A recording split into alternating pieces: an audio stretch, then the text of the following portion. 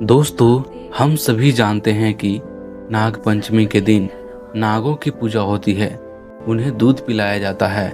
लेकिन आपने कभी सोचा है कि अगर किसी गांव पर सदियों पुराना कोई नाग श्राप हो तो उस रात क्या होता है? आज की कहानी किसी किताब से नहीं बल्कि लोक कथाओं के उन पन्नों से है जिन्हें अक्सर दबा दिया जाता है। यह बात है हिमालय की तलहटी में बसे एक छोटे से गांव सर्पकुंड की। इस गांव का एक नियम था, नाग पंचमी की रात सूरज ढलने के बाद कोई भी अपने घर की दहलीज पार नहीं करेगा। लोग कहते थे कि उस रात नाग लोक के द्वार खुलते हैं और तक्षक के वंशज धरती पर विचार करते हैं।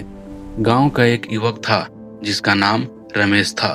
उसे इन पुरानी बातों पर यकीन नहीं था। उस साल नाग पंचमी की रात रमेश ने एक पुराने खंडहर नुमा मंदिर में जाने की जिद की, जिसके बारे में मशहूर था कि वहां एक विशाल काला नाग रहता है जो सदियों से एक गुप्त खजाने की रक्षा कर रहा है। रात के 12 बज रहे थे। रमेश जैसे ही मंदिर के गर्भगृह में पहुंचा, उसे चंदन की एक अजीब सी महक आने लगी।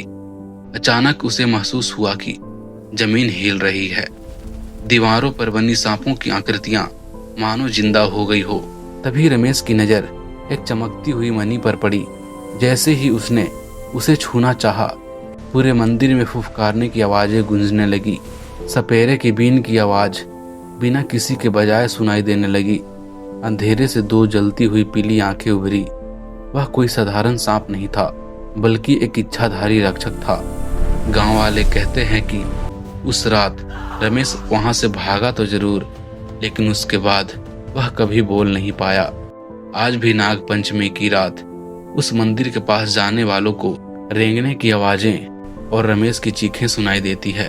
तो दोस्तों, नाग पंचमी सिर्फ एक त्योहार नहीं है बल्कि प्रकृति और उन शक्तियों के प्रति सम्मान का प्रतीक है जिन्हें हम पूरी तरह से समझ नहीं पाए हैं। क्या आपके इलाके में भी ऐसी कोई रहस्यमय कहानी प्रचलित है? कमेंट्स में जरूर बताएं।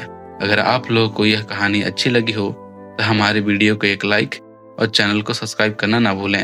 तब तक के लिए जय हिंद, जय भारत। मिलते हैं किसी नई कहानी के साथ।